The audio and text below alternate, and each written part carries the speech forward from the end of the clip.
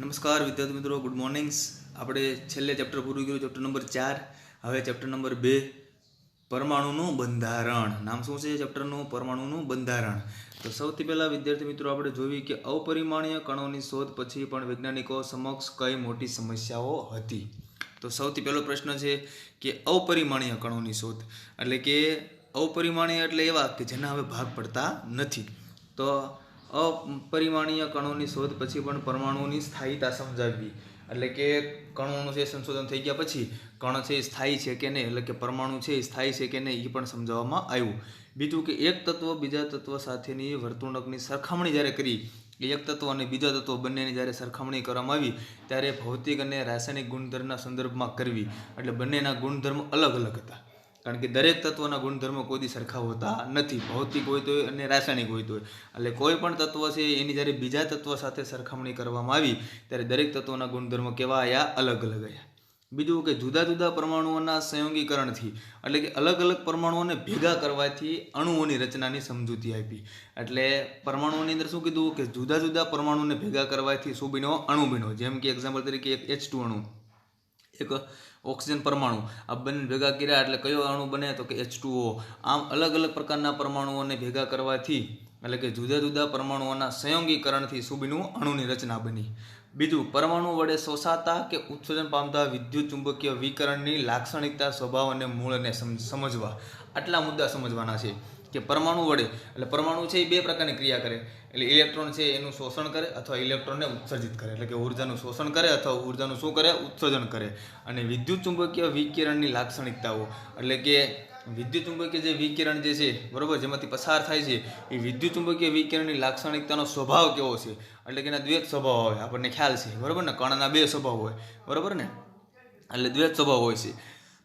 એટલા માટે પરમાણુ વડે શોષાતા કે ઉત્સર્જન પામતા વિદ્યુત ચુંબકીય વિકિરણની લાક્ષણિકતાના સ્વભાવ અને મૂળને સમજવા.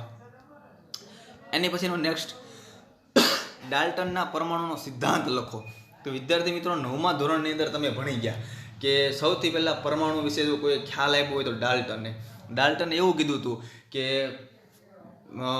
એને શું કીધું હતું કે પરમાણુના નાનામાં નાના અવિભાજ્ય કણને શું કહેવાય? પરમાણુ. શું કીધું?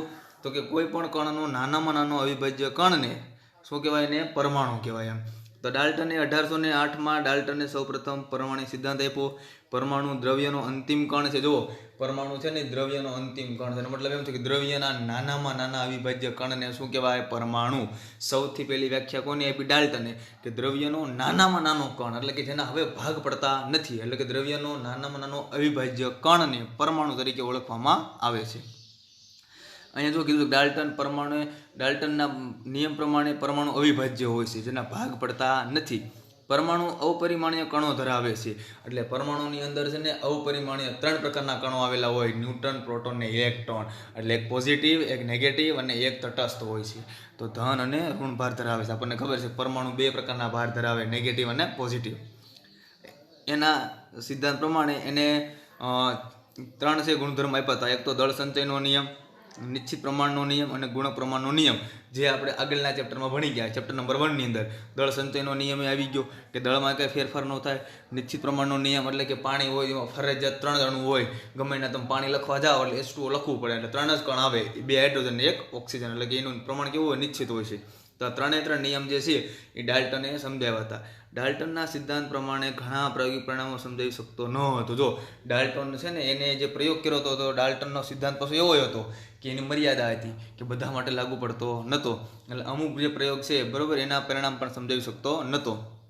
જેમ કે કાચ અથવા એબોનાઇટને રેશમ અથવા રૂવાટીવાળા ચામડા સાથે ઘસવામાં આવે ત્યારે વિદ્યુત ઉત્પન્ન થાય છે. જો આપણને ખબર છે કે આપણે બાળપણની અંદર પ્રાઇમરી ભણતા ત્યારે આપણે ઘણા પ્રયોગ એવો કરતા કે માથાના વાળ સાથે આપણે કાચકાને ઘસવી અને પછી આપણે કોઈ પણ બુકનું પેજ ઉપર રાખવી એટલે બુકનું પેજ એને ચોંટી જતું હતું બરાબર ને.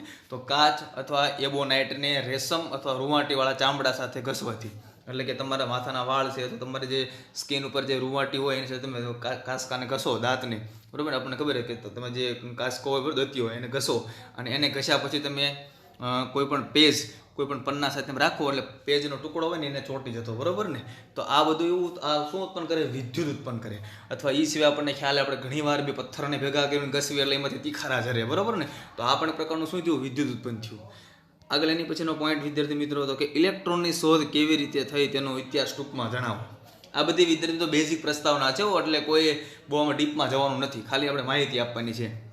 તો ઇલેક્ટ્રોનની શોધ છે એ સૌથી પહેલાં 1830માં માઇકલ ફેરાડે નામનો વૈજ્ઞાનિકે વિદ્યુત વિભાજનના દ્રાવણમાં, જો હવે વિદ્યુત વિભાજ્ય એટલે શું પ્રશ્ન અહીંયા એ થાય.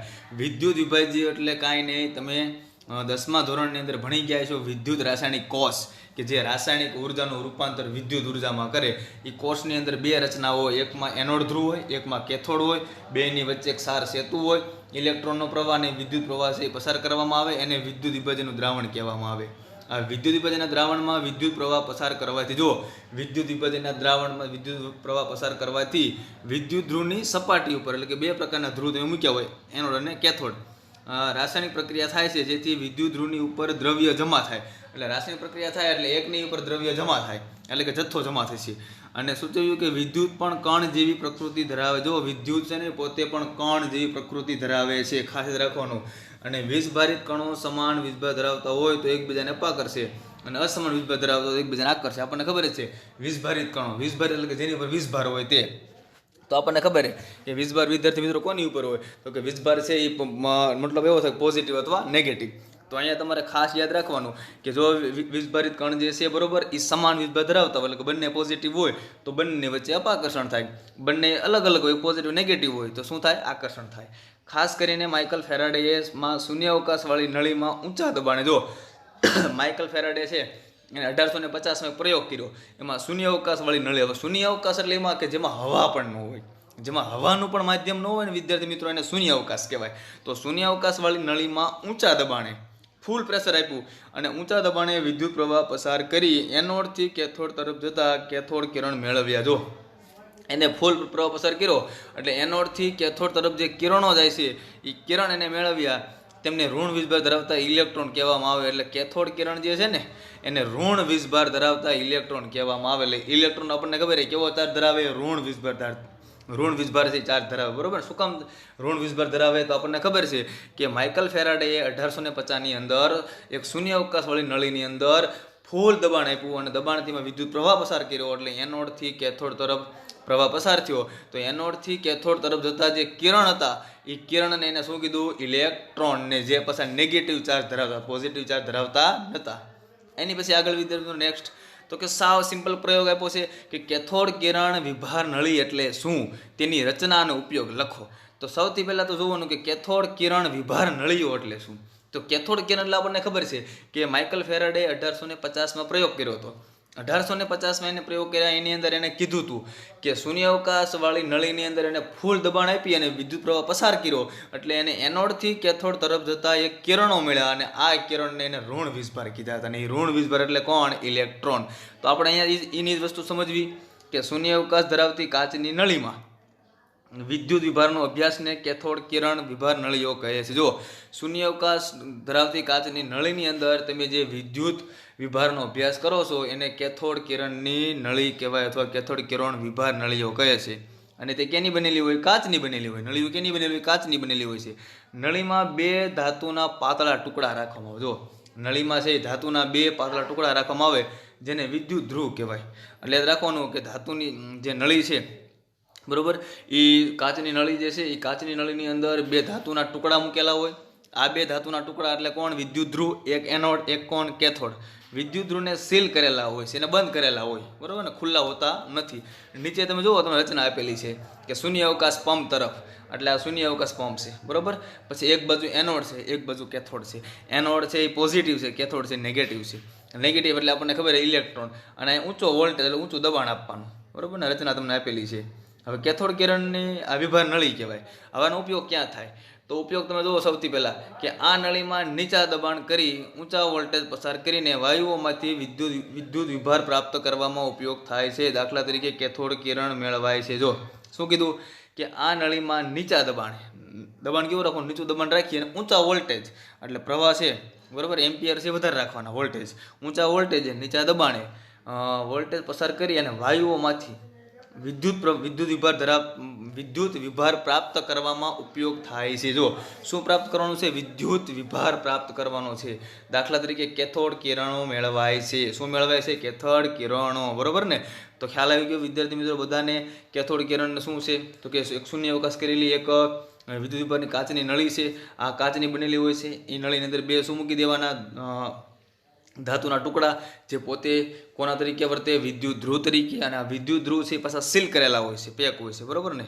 એની પછી નેક્સ્ટ વિદ્યાર્થી મિત્રો તો કે કેથોડ કિરણ એટલે શું અને તેની લાક્ષણિકતાઓ લખો. એનો એ જ પાછો પ્રયોગ આપણે ફરતી સમજવી કે જ્યારે કેથોડ કિરણ વિભારની નળીમાં શૂન્ય અવકાશ કરી વિદ્યુત ધ્રુવની વચ્ચે ઊંચું દબાણ કરવામાં આવે. જો સૌથી પહેલાં તો કેથોડ કિરણ વિભાર જે નળિયું છે એને શૂન્ય અવકાશ કરી નાખવાની. એટલે છે અહીં લખ્યું ને કે શૂન્ય અવકાશ પંપ તરફ, એટલે કેવી કરી નાખવાની? સાવ શૂન્ય અવકાશ કરી નાખવાની. અને ત્યારબાદ શૂન્ય અવકાશ કર્યા પછી વિદ્યુત ધ્રુવની વચ્ચે બે ધ્રુવ છે, કેથોડ અને કોણ? એનોડ. આને વિદ્યુત ધ્રુવ કહેવાય. આ બેની વચ્ચે ઊંચું દબાણ કરવામાં આવે ત્યારે નળીમાં કણોનો પ્રવાહ ઋણ ધ્રુવ તરફથી ધન ધ્રુવ તરફ જાય. તો ક્યાં જાય? તો કે નળીમાં કણનો પ્રવાહ છે એ ઋણ વિદ્યુત ધ્રુવ તરફથી ધન વિદ્યુત ધ્રુવ તરફ જાય. એટલે કઈ બાજુ યાદ રાખવાનો? કેથોડથી એનોડ. હવે યાદ રાખજો ખાસ કે નળીની અંદર કણનો પ્રવાહ કઈ બાજુ જાય? કેથોડથી એનોડ બાજુ. યાદ રાખજો ખાસ, કેથોડથી એનોડ બાજુ. બરોબર ને? અહીંયા આપ્યો તમને પ્રવાહ આમ જશે વિદ્યાર્થી મિત્રો, કેથોડથી એનોડ તરફ. કેથોડ છે એ ઋણ ધ્રુવ છે, એનોડ છે એ ધન ધ્રુવ છે. જેને કેથોડ અથવા કેથોડ કિરણો કહે. જો જેને શું કહેવાય? કેથોડ કિરણો કહેવાય છે. આગળ જો વિદ્યાર્થી એની અંદર તો કે કેથોડ કિરણોની લાક્ષણિકતા અથવા કેથોડ કિરણ વિભાર નળીના પ્રયોગો અને પરિણામો જુઓ. શું શું આની અંદર તમને પરિણામો મળ્યા? સૌથી પહેલું એ કે કેથોડ કિરણોથી કેથોડથી શરૂ થઈ અને એનોડ તરફ ખસે છે. એટલે જે વોલ્ટેજ, જે કિરણ છે, બરોબર, વેવ્સ, એ વેવ કઈ બાજુ જાય છે? તો કે કેથોડથી લઈ અને એનોડ તરફ જાય છે. બીજું, કેથોડ કિરણો દ્રશ્યમાન નથી, તમને દેખાશે નહીં. એનોડમાં છિદ્ર બનાવી અને છિદ્રમાં પરસ્પૂરક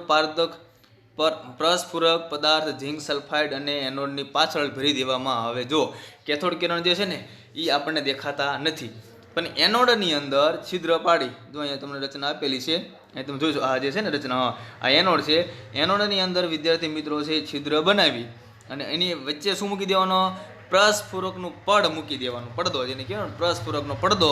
અને એ પડદો જે છે એ ઝિંક સલ્ફાઇડને, એ ઝિંક સલ્ફાઇડનો બનેલો હોય છે પડદો, અને ઝિંક સલ્ફાઇડને એનોડની પાછળ ભરી દેવામાં આવે છે. એટલે એનોડના પાછળના ભાગમાં ભરી દેવામાં આવે છે.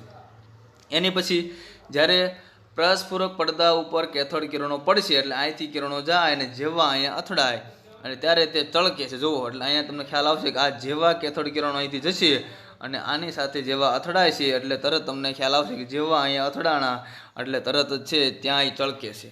એટલે કેથોડ કિરણો છે એ આગળ વધતા જતા હોય છે અને એનોડની પાછળના ભાગમાં તમે શું મૂકેલું છે? પરસ્પૂરકનું પડ જે ઝિંક સલ્ફાઇડનું બનેલું હોય છે અને એની સાથે જેવા કેથોડના કિરણો અથડાય છે એટલે ત્યારે તે ચળકશે અને એક તેજસ્વી ધબ્બો દેખાય છે. શું કીધું છે? એક તેજસ્વી ધબ્બો દેખાય છે. અને આથી કેથોડ કણોની હાજરી જાણી શકાય છે. એટલે જેવો ધબ્બો તમને દેખાય એટલે સમજવાનું કે આની અંદર કેથોડ કિરણો આવેલા છે. એટલે કેથોડ કિરણો પસાર થયા કે નહીં ખબર કેમ પડે? એના માટે થઈ આપણે એનોડની પાછળના ભાગમાં આપણે પરસ્પૂરક પડદો મૂક્યો જે કેનો બનેલો હોય છે? ઝિંક સલ્ફાઇડનો.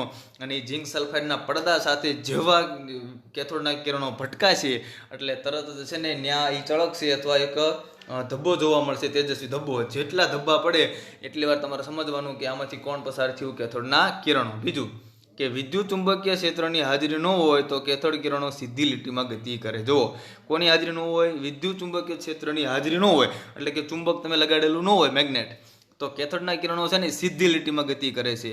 અને વિદ્યુત ચુંબકીય ક્ષેત્રની હાજરીમાં કેથોડ કિરણો ઋણ વીજભારના કણોનું જેવું વર્તન કરે છે. જુઓ, જો વિદ્યુત ચુંબકીય ક્ષેત્રની હાજરી હોય તો કેથોડ કિરણ છે ને એ ઋણ વીજભાર તરીકેનું વર્તન કરે છે. અને કેથોડ કિરણોને ઋણ વીજભાર ધરાવતા કણો જેને ઇલેક્ટ્રોન કહે છે, જેને શું કહેવાય? ઇલેક્ટ્રોન તરીકે ઓળખવામાં આવે છે. એટલે અહીંયા શું કીધું છે કે જો વિદ્યુતીય અથવા ચુંબકીય ક્ષેત્રની હાજરી નહીં હોય તો કણ છે ને સીધી લીટીમાં જ ગતિ કરશે, ક્યાંય આડાવડા થશે નહીં. શું કામ? કારણ કે ક્ષેત્ર જ નથી. જો ક્ષેત્ર હોય તો આકર્ષાય, બરોબર ને? બે પ્રકારના ક્ષેત્ર આવે, વિદ્યુત ક્ષેત્ર અને ચુંબકીય ક્ષેત્ર. ધારો કે કોઈ ખીલી છે, બરોબર, એની બાજુમાં તમે મેગ્નેટ મૂકી દો તો ખીલી છે ને એ મેગ્નેટ સાથે ચોંટવાની ટ્રાય કરશે કારણ કે એ તરફ આકર્ષાય. પણ મેગ્નેટ જ ન હોય, ચુંબક જ ન હોય તો ખીલી આકર્ષે નહીં. એવી રીતના વિદ્યુત ચુંબકીય ક્ષેત્રની ગેરહાજરી હશે બરોબર. તો કેથોડ કિરણો સીધી લીટીમાં ગતિ કરશે, પણ જો વિદ્યુતીય અથવા ચુંબકીય ક્ષેત્રની હાજરી હશે તો કેથોડ કિરણો પોતે જ ઋણ આયન તરીકે વર્તાવ એવું લાગશે અને એવું વર્તન કરશે. અને એટલા માટે કેથોડ કિરણોને આપણે ઋણ વીજભાર ધરાવતા કણો કહેવી છીએ અને જેને ઇલેક્ટ્રોન તરીકે ઓળખવામાં આવે છે. કેથોડ કિરણોની લાક્ષણિકતા નળીમાં રહેલા વાયુ અને વિદ્યુત ઋણના પદાર્થ ઉપર આધાર રાખતી નથી. જુઓ, કેથોડ કિરણોની જે લાક્ષણિકતા છે એના લક્ષણો એ નળીમાં રહેલા વાયુ અથવા એની વિદ્યુત ઋણના પદાર્થ પર આધાર રાખતા નથી. એટલે કેથોડ કિરણોની જે લાક્ષણિકતા જે છે એ તમે જે નળીની અંદર વાયુ ભરેલો હોય છે અથવા જે વિદ્યુત ધ્રુવનો પદાર્થ છે એની ઉપર આધાર રાખતા નથી. જેથી કેથોડ કિરણો એટલે ઇલેક્ટ્રોન બધા જ પરમાણુઓના પાયાના ઘટકો છે. એટલે ટૂંકમાં યાદ રાખવાનું કે કેથોડ કિરણો એટલે શું થાય તો કે ઇલેક્ટ્રોન. અને ઇલેક્ટ્રોન વિદ્યાર્થી મિત્રો દરેક કણની દરેક પરમાણુની અંદર આવે, કારણ કે પરમાણુની અંદર 3 ઘટકો હોય. બહાર જે ફરતા હોય એને ઇલેક્ટ્રોન કેવી છે આપણે, અંદર જે કેન્દ્રમાં રહેલા એમાં 2 તત્વો આવે, પ્રોટોન ને ન્યુટ્રોન. એમાં પ્રોટોન પોઝિટિવ હોય છે, ઇલેક્ટ્રોન નેગેટિવ હોય છે, અને ન્યુટ્રોન છે ને એ તટસ્થ હોય છે, એની ઉપર એક ચાર્જ હોતો નથી. આમ દરેક પરમાણુની અંદર પાયાના 3 ઘટકો મુખ્ય, ઇલેક્ટ્રોન, પ્રોટોન અને ન્યુટ્રોન. એની પછી નેક્સ્ટ વિદ્યાર્થી મિત્રો તો કે એનો પ્રશ્ન કે કેથોડ કિરણ વિભાર નળીના પરિણામો લખો, બરોબર ને. એની પછીનું જે છે નેક્સ્ટ આપણે તમને ખ્યાલ આવશે કે ઇલેક્ટ્રોનના વીજભાર અને તેના દળના ગુણોત્તરનું મૂલ્ય કોને અને કેવી રીતે શોધ્યું તેનું આકૃતિ સાથે વર્ણન કરો અને અવલોકન આપો. તો સૌથી પહેલાં આપણને ખ્યાલ છે કે ઇલેક્ટ્રોનનો વીજભાર નેગેટિવ જ હોય, બરોબર. એનું સૌથી પહેલાં ઇલેક્ટ્રોનનું સંશોધન છે ને વિદ્યાર્થી મિત્રો જે થોમ્સને કર્યું. એટલે હવે તમારે ઇલેક્ટ્રોનના સંશોધનમાં કોનું નામ લખવાનું, જે થોમ્સન. માઇકલ ફેરાડે નહીં હો, માઇકલ ફેરાડે ખાલી માહિતી આપી છે, એનો તો ખાલી પ્રયોગ કર્યા હતા. સૌથી પહેલાં ઇલેક્ટ્રોનની શોધ કરનાર કોણ વ્યક્તિ, માઇકલ ફેરાડે નહીં પણ જે થોમ્સન, જેને 1897માં ઇલેક્ટ્રોનનો વીજભાર, ઇલેક્ટ્રોનનું દળ અને ઇલેક્ટ્રોનનો ગુણોત્તર વિશે માહિતી આપી. હવે જુઓ, ઇલેક્ટ્રોનનું દળ એટલે ME એટલે કે ઇલેક્ટ્રોનનું દળ, E એટલે વીજભાર, આ બેનો ગુણોત્તર, બરોબર ને. તો સૌથી પહેલાં ઇલેક્ટ્રોનનું વીજભાર પછી ઇલેક્ટ્રોનનું દળ, આ બેયનો ગુણોત્તર કેટલો આવ્યો, 1.758820 × 1011 કુલમ પ્રતિ કિલોગ્રામ, બરોબર ને. અને દળ કેટલું છે તો કે ઇલેક્ટ્રોનનું દળ છે હંમેશા કેજીમાં આવશે, અને અહીંયા તમને ઇલેક્ટ્રોનનું દળ છે આગળ આપવામાં આવશે, બરોબર, કે જે 9.10 × 10⁻31 સમથિંગ હોય છે. હવે ઇલેક્ટ્રોનનો વીજભાર તો કે માઇનસ હોય છે. હવે EMની મેળવવાની રીત તો પ્રયોગ આપણે જોયું કે થોમ્સને છે એ ઇલેક્ટ્રોનનું MEનું મૂલ્ય મેળવવા માટે કેથોડ કિરણની નળીનો ઉપયોગ કર્યો હતો. અને આ પ્રયોગમાં થોમ્સને વિદ્યુતીય અને ચુંબકીય ક્ષેત્રને એકબીજાને લંબ અને ઇલેક્ટ્રોન માર્ગ ઉપર લાગુ પાડ્યું હતું. જુઓ, સૌથી પહેલાં એને પ્રયોગ કર્યો કે ભાઈ એને ઇલેક્ટ્રોન અને ઇલેક્ટ્રોનનું દળ આ બંનેનું મૂલ્યનો ગુણોત્તર મેળવવા માટે થોમ્સને કેથોડ કિરણ નળીનો ઉપયોગ કર્યો હતો. આ પ્રયોગમાં થોમ્સને વિદ્યુતીય અને ચુંબકીય આ બંને ક્ષેત્ર એકબીજાને લંબ અને ઇલેક્ટ્રોનના માર્ગ ઉપર લાગુ પાડ્યું. એટલે આ બંને જે ક્ષેત્ર છે ને એને એકબીજાના છે ને લંબ રાખ્યા. કોને ચુંબકીય ક્ષેત્ર અને વિદ્યુતીય ક્ષેત્રને એકબીજાના લંબ રાખ્યા અને ઇલેક્ટ્રોનના માર્ગ ઉપર લાગુ પાડ્યું. સૌથી પહેલાં એને અવલોકન કર્યું. જુઓ તમે કે ઇલેક્ટ્રોનના વીજભાર અને દળનો ગુણોત્તર નક્કી કરવાનું સાધન કયું. પહેલાં તો ઇલેક્ટ્રોનનો વીજભાર નક્કી કરવા માટે કે ઇલેક્ટ્રોનનો વીજભાર કેટલો આપણને ખબર તો છે જ, 1.6 × 10⁻19 કુલમ. પણ એમ નહીં, આ નક્કી કરવા માટેનો પ્રયોગ કર્યો હતો. અને ઇલેક્ટ્રોનનું વીજભાર અને ઇલેક્ટ્રોનનો દળ આ બંનેનો ગુણોત્તર નક્કી કરવા માટે એને એક સાધન છે એનો પ્રયોગ કર્યો હતો. હવે આપણે જે સાધન છે એની માહિતી મેળવી. ચાલો, તો આ કેથોડ ધ્રુવ છે, કારણ કે જે કિરણ છે કઈ બાજુ હાલશે, કેથોડથી એનોડ બાજુ. એટલે કેથોડથી એનોડ બાજુ અહીંયા N એટલે તમને ખબર નોર્થ, કારણ કે મેગ્નેટ મૂક્યું છે. એટલે દક્ષિણ ધ્રુવને શું ઉત્તર ધ્રુવ આવશે, એટલે આ નોર્થ. અને આ સાઉથ એટલે કે દક્ષિણ ધ્રુવ અને ઉત્તર ધ્રુવ, પોઝિટિવ અને નેગેટિવ. 3 પ્રકારના કણ અલગ અલગ દિશામાં જાય છે, A, B અને C. હવે આપણે પ્રયોગ ઉપરથીના પરિણામો લખી જોવી. પહેલું જ તે કે પ્રયોગમાં જ્યારે ફક્ત વિદ્યુત ક્ષેત્ર એકલું જ લાગુ પાડવામાં આવે છે ત્યારે ઇલેક્ટ્રોન પોતાના મૂળ સ્થાનેથી વિચલન પામી અને કેથોડ કિરણની નળીમાં એ સ્થાને અથડાય. જુઓ, જ્યારે પ્રયોગમાં ફક્ત ખાલી વિદ્યુત ક્ષેત્ર તમને લાગુ પાડવામાં આપેલું હોય ત્યારે અહીંયાથી કિરણ છે જાય અને સીધું શું કીધું કે મૂળ સ્થાનથી વિચલન થાય. મૂળ સ્થાન કેવું હોય, સીધું હોય, બરોબર ને. સીધું એટલે મૂળ સ્થાન થાય ને, બરોબર ને. અને મૂળ સ્થાન મતલબ એમ કે વિચલન ક્યારે ન થાય કે એકય ચુંબકીય ક્ષેત્ર કે વિદ્યુત ક્ષેત્ર ન હોય ત્યારે જ વિદ્યાર્થી મિત્રો વિચલન ન થાય. બાકી જ્યારે ધ્રુવ તમે લાગુ પાડો એટલે વિચલન શરૂઆત થાય. તો માત્ર વિદ્યુતીય ક્ષેત્ર લાગુ પાડવું હોય ત્યારે એનું વિચલન કઈ બાજુ થાય, એ બાજુ થશે. જ્યારે ફક્ત ચુંબકીય ક્ષેત્ર એકલું લાગુ પાડેલું હોય ત્યારે કેથોડ કિરણ નળી છે એ કઈ બાજુ જાય? સી તરફ જશે. અને વિદ્યુતીય અને ચુંબકીય બંને ક્ષેત્રોની એવી યોગ્ય પ્રબળતા ગોઠવવામાં આવે છે કે ત્યારે કેથોડ કિરણો સી સ્થળે અથડાય છે. જુઓ, એટલે જો નકરું ખાલી વિદ્યુત ક્ષેત્ર આપેલું હોય તો એ બધું જશે, એટલે એ તરફ એનું વિચલન થશે. જો કેથોડ કિરણની અંદર ચુંબકીય ક્ષેત્ર લાગુ પાડવામાં આવેલું હશે તો કિરણ જે છે એ સી તરફ જશે.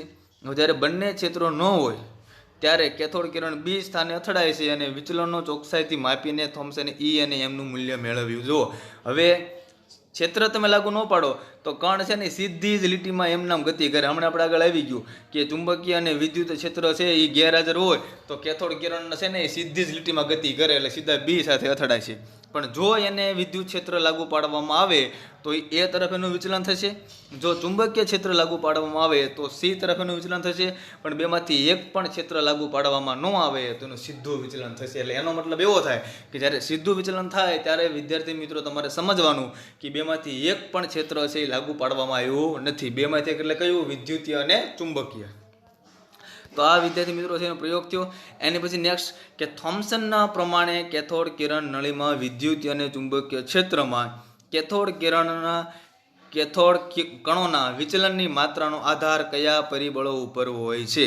આ એક તમને ખાલી નાનો તો એક MCQ માટે પ્રશ્ન પૂછ્યો છે.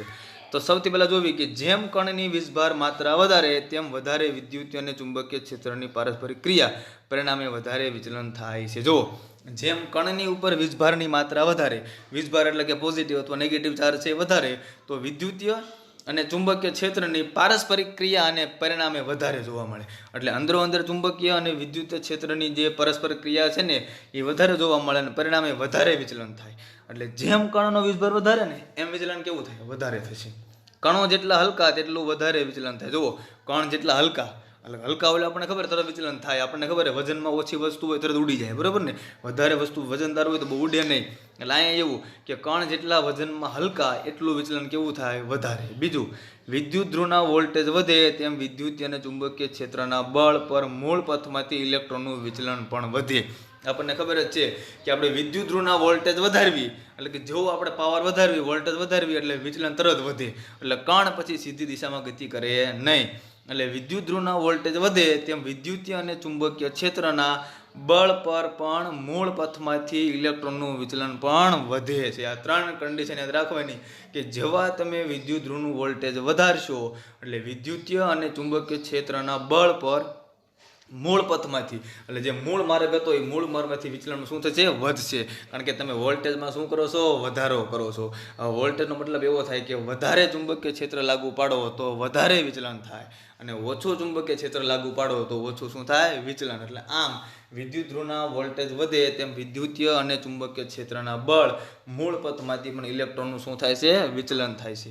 એની પછી નેક્સ્ટ પ્રશ્ન વિદ્યાર્થી મિત્રો સાવ ઇઝી કે ઇલેક્ટ્રોનનો વીજભાર કોણે મેળવ્યો? તો આપણને ખબર જ છે, બરોબર ને, કે થોમ્સન નામના વૈજ્ઞાનિકે, બરોબર. અને સોરી અહીંયા વીજભાર કોને મેળવ્યો? તો કે આરે મિલ્કને, બરોબર ને, કે તેલ બિંદુ વાળો છે એને પ્રયોગ કર્યો. આરે મિલિક અને તેલ બિંદુ પદ્ધતિથી ઇલેક્ટ્રોનનો વીજભાર મેળવ્યો. અને મિલિકને પ્રમાણે ઇલેક્ટ્રોનનો વીજભાર કેટલો? -1.6 ગુણ્યા 10 સોરી 1.6 ગુણ્યા 10 - 19 ઘાત. અને સોરી બંને માઇનસમાં આવશે. અને હાલમાં સ્વીકાર ઇલેક્ટ્રોનનો વીજભાર 1.6 હાલમાં કેટલો છે? તો કે 1.6022 ગુણ્યા 10 - 19 ઘાત. ખરેખર વિદ્યાર્થી મિત્રો છે એ પ્લસમાં આવે, માઇનસમાં ન આવે, કારણ કે 1.6 ગુણ્યા 10 - 19 ઘાત કુલમ, બરોબર ને. આ ઇલેક્ટ્રોનનો વીજભાર છે. તમે ફિઝિક્સમાં પણ ભણી ગયા છો, બરોબર. હવે ઇલેક્ટ્રોનનું દળ, તો એ દળ જો તમને આપ્યું છે કે ઇલેક્ટ્રોનનું દળ આપણે મેળવવું છે. તો આપણી પાસે વીજભાર છે અને આપણી પાસે EMનો ગુણોત્તર છે. તો આ બેનો ભાગાકાર કરો એટલે દળ તમને કેટલું મળે? આ યાદ રાખવાનું ખાસ. આ કે પ્રશ્ન પૂછાતો નથી પણ દળ ખાલી યાદ રાખવાનું MCQ માટે કે 9.1 ખાલી ગુણ્યા 10 - 31 ઘાત કિલોગ્રામ, બરોબર ને. આ એનું દળ અને 1.6 ગુણ્યા 10 - કુલમ ઘાત એ શું થઈ ગયું? એનો વીજભાર, બરોબર. આગળ એની પછી નેક્સ્ટ વિદ્યાર્થી મિત્રો તો કે પરમાણુના મૂળભૂત કણો કયા કયા છે ને તેમની લાક્ષણિકતા લખો. તો પરમાણુના મૂળભૂત કણો બધાને ખબર છે, આપણે 9મા ધોરણથી ભણતા આવીએ છીએ કે ઇલેક્ટ્રોન, પ્રોટોન અને ન્યુટ્રોન. કોઈ પણ પરમાણુની અંદર મૂળભૂત કણ કેટલા હોય? તો કે 3: ઇલેક્ટ્રોન્સ, પ્રોટોન અને ન્યુટ્રોન, બરોબર.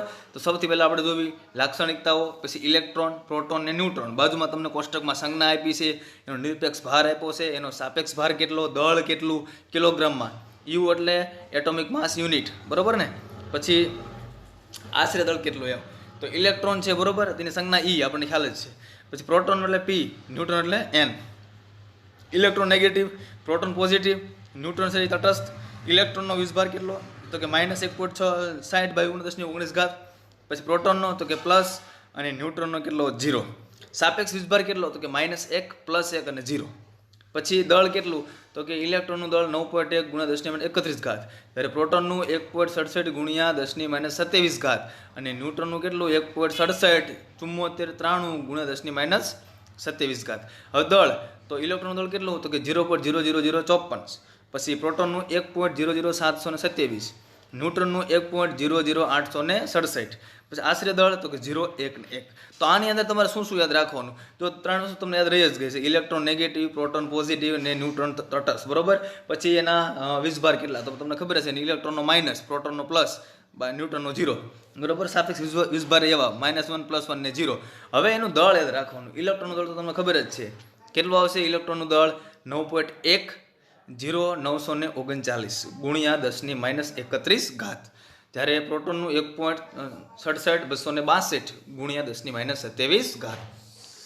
ખાસ યાદ રાખવાનું કે દળ જે છે એ 0.00054, અને પ્રોટોનનું દળ કેટલું આવશે 1.00727, અને ન્યુટ્રોન છે એ 1.00867. એની પછી છે વિદ્યાર્થીઓ પ્રોટોનની શોધ વિશે લખો. તો ખાસ તમારે એ જોવાનું કે પ્રોટોનનું સંશોધન કોને કીધું હોય. તો સૌથી પહેલા પ્રોટોન જે છે એ ફેરફાર ધરાવતી કેથોડ કિરણના નળીમાં ઉપયોગ કરીને, જો હવે થોડોક ફેરફાર કરવાનો, જે કેથોડની નળી જે છે એમાં ફેરફાર ધરાવતી કેથોડ કિરણની નળીનો ઉપયોગ કરી ધન વીજભાર ધરાવતા કણોની શોધ કરવામાં આવી હતી. જો કયા વીજભારની, ધન વીજભારની શોધ કરવામાં આવી હતી, જેને કેનાલ કિરણો તરીકે ઓળખવામાં આવે. જો ઓલાને કેથોડ કિરણો કહેતા હોય, ઇલેક્ટ્રોનને એટલે બદલાઈ ન જાય, ખાસ ધ્યાન રાખજો, આને કેનાલ કિરણો કહેવાય. હવે કેનાલ કિરણોની લાક્ષણિકતા જુઓ તમે. ધન વીજભાર ધરાવતા ધન વીજભારવાળા કણો કેથોડ નળીમાં હાજર વાયુના સ્વભાવ ઉપર આધાર રાખે. જો ધન વીજભારવાળા જે કણો હોય છે ને, એ નળીની અંદર જે વાયુ હોય છે ને, વાયુના સ્વભાવ પર આધાર રાખે. તેઓ માત્ર સાદા ધન વીજભારિત વાયુમય આયનો છે, એટલે ધન વીજભારિત વાયુમય છે. બીજું, આ કણોનો વીજભાર અને દળનો ગુણોત્તર વાયુ કે જેમાંથી તે ઉદ્ભવે તેની ઉપર આધાર રાખે. જુઓ, આ કણોનો વીજભાર કેટલો અને દળ કેટલું, એ જે વાયુમાંથી ઉત્પન્ન થાય ને, એ વાયુઓની ઉપર આધાર રાખે. બીજું કે કેટલાક ધન વીજભારિત કણો વિદ્યુતીય મૂળભૂત એકમના ગુણક જેટલા ધન વીજભાર ધરાવે છે. જુઓ, કેટલાક ધન વીજભારિત કણો, ઘણા બધા જે ધન વીજભારિત કણો હોય એ વિદ્યુતીય મૂળભૂત એકમના ગુણક જેટલા ધન વીજભાર ધરાવે છે. એટલે આ કંઈ સમજવાની જરૂર નથી. આ તો ખાલી એવું કહે છે કે એનો વીજભાર છે એ ધન વીજભારિત કણો હોય, અને વિદ્યુતીય મૂળભૂત એકમના ગુણક જેટલા હોય છે, એટલે કે બેના ગુણાકાર જેટલા હોય છે. ત્રીજું, ચુંબકીય અને વિદ્યુતીય ક્ષેત્રોની હાજરીમાં કણોની વર્તણૂક ઇલેક્ટ્રોન અથવા કેથોડ કિરણો કરતાં તદ્દન ઉલટી હોય છે. આપણને ખ્યાલ જ છે કે કેથોડ કિરણ જેવી હોય તો ઇલેક્ટ્રોન થઈ જાય, એટલે ચુંબકીય અને વિદ્યુત બંને ક્ષેત્રની હાજરીમાં આ કણની વર્તણૂક ઇલેક્ટ્રોન કરતાં અલગ જ હોય, કારણ કે ઇલેક્ટ્રોન નેગેટિવ આયન છે, આ તો કેવો છે, પોઝિટિવ આયન છે. સૌથી નાનો અને હલકો ધન આયન કણ હાઇડ્રોજનમાંથી મેળવાયો હતો. જો હાઇડ્રોજનમાં એક જ આયન હોય ને, એ પ્રોટોન જ હોય, ખબર ને આપણને, જેને પ્રોટોન H+ તરીકે ઓળખવામાં આવે છે. એટલે સૌથી નાનો હલકો વાયુ કોણ, તો કે ધન આયન, તો કે પ્રોટોન, બરોબર. અને એ ક્યાંથી મેળવવામાં આવ્યો, તો કે હાઇડ્રોજનમાંથી, કારણ કે હાઇડ્રોજન જે છે એમાં સૌથી નાનામાં નાનો ધન આયન આવેલો હોય છે, કારણ કે હાઇડ્રોજનમાં એક જ ઇલેક્ટ્રોન હોય, એક જ ઇલેક્ટ્રોન પ્રોટોન જ હોય ખાલી, એટલે હાઇડ્રોજનમાંથી સૌથી પહેલાં છે એ પ્રોટોન મેળવવામાં આવ્યો હતો. અને સૌથી નાનો હલકો વાયુ ધન આયન અને હાઇડ્રોજનમાંથી મેળવવામાં આવ્યો હતો, H+. હવે અહીંયા વિદ્યાર્થી મિત્રો ખાસ યાદ રાખજો, અહીંયા તમારે શું યાદ રાખવાનું કે પ્રોટોનની શોધ કોને કરી, એ આવેલું અહીંયા નથી, બરાબર ને. તો અહીંયા તમારે યાદ રાખવાનું કે ગોલ્ડસ્ટેન, યાદ રાખજો, ગોલ્ડસ્ટેન નામના વૈજ્ઞાનિકે સૌથી પહેલાં છે એ પ્રોટોનની શોધ કરી હતી. જેમ જે થોમ્સન હતો ઇલેક્ટ્રોનમાં, અહીંયા કોણ આવશે, ગોલ્ડસ્ટેન, બરાબર. તો અહીંયા વિદ્યાર્થી મિત્રો છે આપણે આ વસ્તુ છે અહીંયા પૂરી કરવી છે.